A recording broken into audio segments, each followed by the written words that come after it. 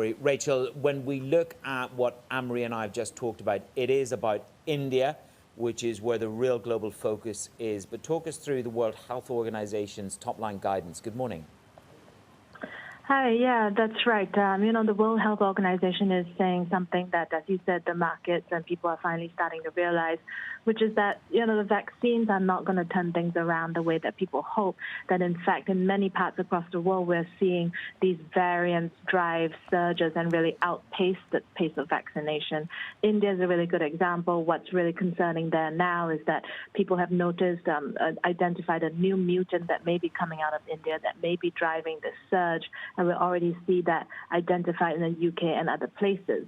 So what's happening with this virus really is that it's spreading so quickly that some of these variants are essentially new viruses, and we don't know anything about how vaccines are going to stop those viruses. And that's why that whole mood around the pandemic has really turned around.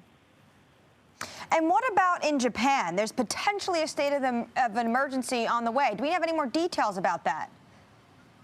Yeah, that's exactly the same thing happening in Japan, where the spread of the variant first identified in the UK, it has really come really quickly.